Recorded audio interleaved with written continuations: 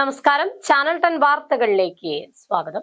മഞ്ചേരി വായ്പാറപ്പടിയിൽ വീണ്ടും അപകട പരമ്പര. ഇന്ന് പുലർച്ചെ 4 മണിയോടെ കണ്ടെയ്നർ ലോറി കോൺക്രീറ്റ് ഡിവൈഡറിൽ ഇടിച്ച് അപകടമുണ്ടായി. ദേശീയപാതയിൽ മഞ്ചേരി ടൗൺ മുതൽ ആനക്കയം വരെ ഗതാഗത കുരുക്ക് നീണ്ടു.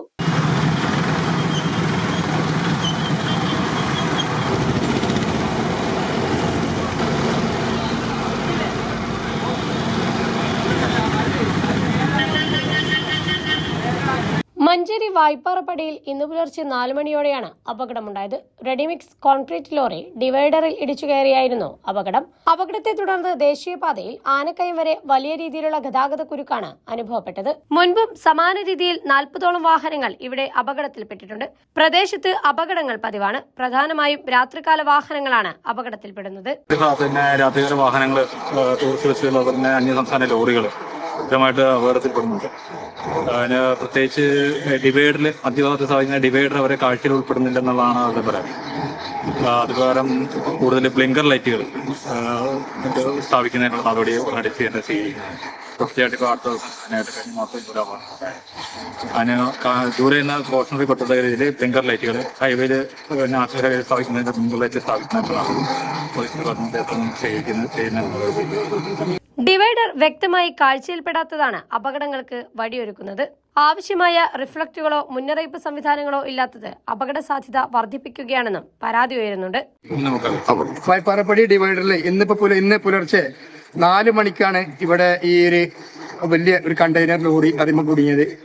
ഇപ്പോഴും മഞ്ചേരി ടൗണിനപ്പുറത്തും അതുപോലെ ആനക്കയത്തിനപ്പുറത്തേക്കും ഈ ബ്ലോക്ക് നീണ്ടു കിടക്കാണ്. 40ന്റെ മേലെ ആക്സിഡന്റ് ആണ് ഇവിടെ നടന്നത്. ഞാൻ ഇവിടെ ഈ വാർഡിന്റെ കൗൺസിലറാണ്. ഈ കൗൺസിലർ എന്ന നിലയ്ക്ക് മഞ്ചേരി നഗരസഭയുടെ ചെയർമാനോടും ഇപ്പോൾ ബന്ധപ്പെട്ട നമ്മുടെ MLA-നോടും ഞാൻ ഈ വിഷയം അവതരിപ്പിച്ചിട്ടുണ്ട്.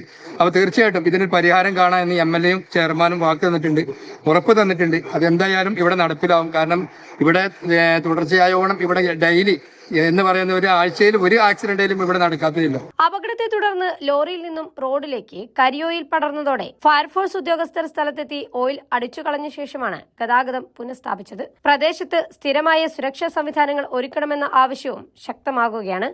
ചാനൽ 10 മഞ്ചേരി.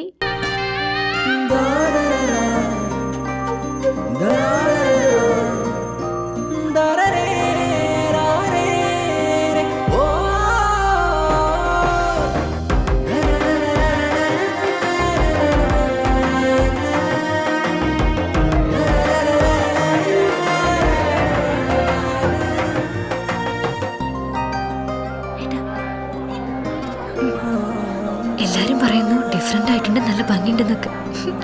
നല്ലതല്ലേ? ഞാനല്ല, സ്വർണം.